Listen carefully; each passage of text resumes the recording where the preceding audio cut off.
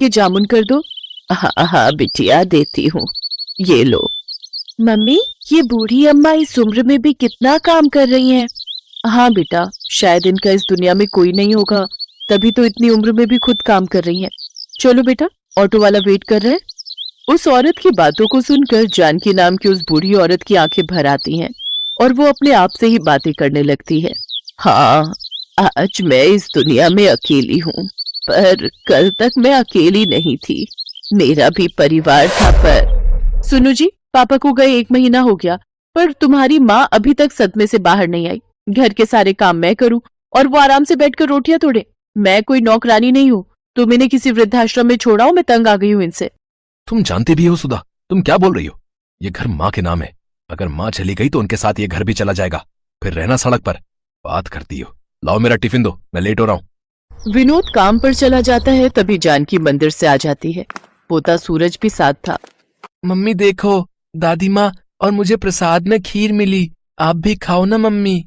मुझे नहीं खानी, और चुपचाप जल्दी से खीर खत्म कर और पढ़ने बैठ। एक संडे का दिन होता है और पूरा दिन तू घूमने फिरने में लगा देता है। और माँ जी, आपको जब मैंने बोला था आज मशीन लगाकर कपड़े धो देना, तो आपसे कपड़े तो धुले नहीं, सुबह सुबह पूजा करने मंदिर चली गई। अब मशीन लगाकर कपड़े धो लो, बड़ी मेहरबानी होगी। चिंता मत करो बहू, मैं बस मशीन लगाने ही जा रही हूँ। सुधा का यही स्वभाव था, वो अपनी सास जानकी पर अत्याचार करती थी। घर के सारे काम जानकी ही करती थी। पति के दुनिया से चले जाने के बाद जानकी पर मुसीबतों का पहाड़ टूट पड़ा। जानकी की बहू सुधा तो इसी फिराक में थी कि किस तरह से जानकी को इस घर से धक्का देकर उनके घर की मालकिन बन जाए, और उसे मौका मिल ही गया। अरे मैं मर गई, ये गर्म पानी बाल्टी में किसने रखा था? मेरा हाथ जल गया। जरूर ये काम माँ जी का है, वो तो चाहती है कि मैं मर जाऊं और उन्हें इस घर में आराम से रहने को मिले। क्या हुआ सुधा, तुम्हारा हाथ कैसे जल गया? ये सब तुम्हारी माँ के कारण हुआ है। उन्होंने ही जानबूझकर बाल्टी में गर्म पानी भरकर रखा था ताकि मैं नहाने जाऊं तो मैं जल जाऊं। अब मैं इस घर में एक पल भी नहीं रहूंगी, मैं जा रही हूँ यहाँ से। माँ, आपको शर्म आनी चाहिए, आपकी वजह से आज मेरा घर परिवार टूट रहा है। आप कहीं चली क्यों नहीं जाती हो? मेरी इसमें कोई गलती नहीं विनोद बेटा, मुझे तो बहू ने ही कहा था कि उसे गर्म पानी से नहाना है, और मैंने उसे कहा भी था कि बाल्टी में गर्म पानी मैंने रख दिया है। मुझे नहीं पता कि ये बहू ऐसा क्यों कर रही है। तुम बेकार में ही मुझ पर नाराज हो रहे हो। हाँ हाँ, मैं ही झूठी हूँ, आप ही सच्ची हो। रहो अपने बेटे के साथ, सूरज स्कूल से आ जाए तो मैं उसे लेकर चली जाऊंगी। चिंता मत करो सुधा, मैं कोई ना कोई इंतजाम कल तक कर ही लूंगा, पर माँ इस घर में नहीं रहेगी। विनोद काम पर चला जाता है और सुधा अपने कमरे में जाकर सो जाती है। कुछ देर बाद सूरज स्कूल से आता है, तब वो उठती है। मम्मी दादी कहाँ हो सब? अरे मेरा राजा बेटा आ गया, चल तू बैठ, मैं तेरे लिए अभी खाना लगाती हूँ। माँ जी, खाना बन गया या नहीं? अरे ये कहाँ चली गई? मम्मी दादी कहाँ चली गई? उन्होंने मुझे बोला था आज वो मुझे पार्क में झूला झुलाने ले जाएंगी। सुधा पूरे घर में देखती है पर उसे कहीं भी जानकी नजर नहीं आती। वो विनोद को फोन मिलाती है। विनोद घर आता है। विनोद, सूरज माँ जी से मिलने के लिए रो रहा है, अब उसे कैसे समझाएं? चिंता मत करो सुधा, मैं सूरज को समझाता हूँ। सूरज बेटा रोते नहीं है, तुम्हारी दादी जी हरिद्वार गई हैं, वहां एक बहुत बड़ी पूजा होने वाली है, इसलिए उन्हें आने में थोड़ा समय लगेगा। कुछ दिनों बाद तुम्हारी दादी आ जाएंगी, ठीक है? सुधा और विनोद किसी तरह सूरज को समझा देते हैं, पर वो दोनों जानकी के बारे में कुछ भी पता करने के बारे में नहीं सोचते। जानकी सड़कों पर अकेली बेसहारा घूम रही थी। जानकी के पास जो थोड़े बहुत पैसे थे वो लेकर वो दूसरे शहर आ गई और एक झुग्गी में रहकर अपना गुजारा करने लगी। अब तो बहुत से झुग्गी वाले जानकी को जानते थे। जानकी को घर से निकले आज 10 साल हो गए। पिछले 10 सालों से जानकी अपने परिवार से दूर है, पर विनोद और सुधा ने उसे ढूंढने तक की कोशिश नहीं की। गर्मियों का सीजन आया तो जानकी ने मंडी से जामुन खरीदे और जामुन बेचने लगी। आज 80 साल की उम्र में जानकी इस दुनिया में परिवार के होते हुए भी अकेली है और आज भी खुद से कमाकर अपनी जिंदगी गुजार रही है। जानकी काकी, घर चल रही हो? मैं घर ही जा रही हूँ। शोभा बिटिया, अभी बहुत जामुन पड़े हैं, मैं सोच रही हूँ कुछ देर और बैठ जाती हूँ, थोड़े और बिक जाएंगे तो नुकसान नहीं होगा। लाला के जामुन के पैसे लौटाने हैं, घर ले गई तो जामुन खराब हो जाएंगे। और तुम्हारी नारियल पानी की बिक्री हुई कि आज थोड़ी? हाँ काकी, आज बाजार में घूम कर बेचिए तब जाकर बिके। मैं तो कहती हूँ मुझे दे दिया करो बेचने के लिए, पर तुम मानती कहाँ हो काकी?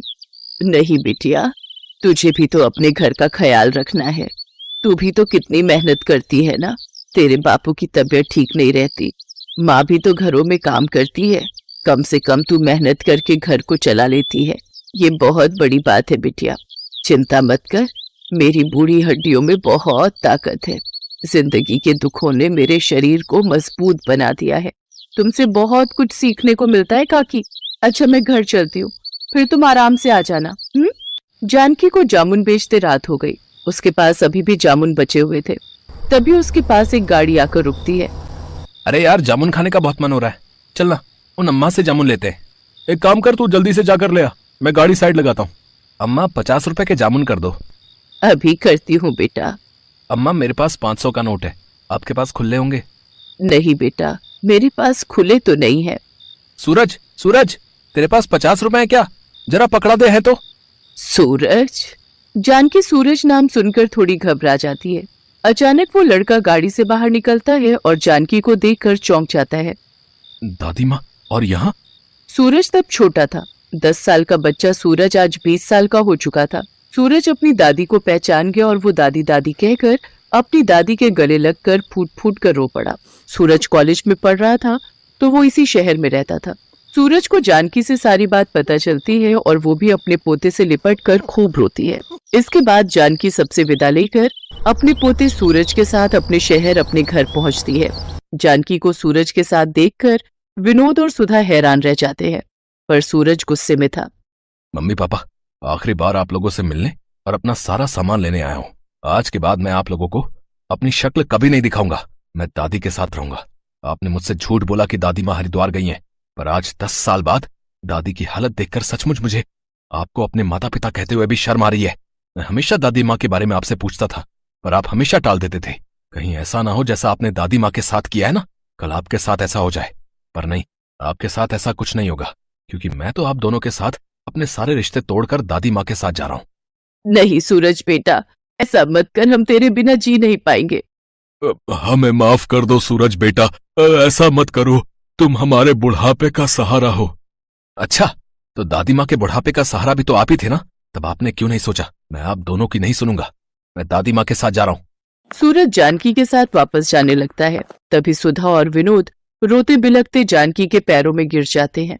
माँ जी मुझे माफ कर दो, मुझसे गलती हो गई माँ जी। माँ, सूरज को समझाओ ना माँ। जानकी वहीं रखी एक कुर्सी पर बैठ जाती है। नहीं सूरज बेटा, अब मुझे किसी डॉक्टर की जरूरत नहीं। मैं अपने पोता और बेटा बहू से मिल ली। अब जीने की इच्छा नहीं सूरज बेटा। अपने माता पिता को माफ कर देना। अपने माता पिता की खूब सेवा करना। माता पिता का आशीर्वाद भगवान का आशीर्वाद होता है। हमेशा खुश रहना बच्चों। इतना कहते ही जानकी की गर्दन एक ओर लुढ़क गई। ऐसा लग रहा था मानो वो अपने बेटा बहू और पोते से मिलने के लिए ही अब तक इस दुनिया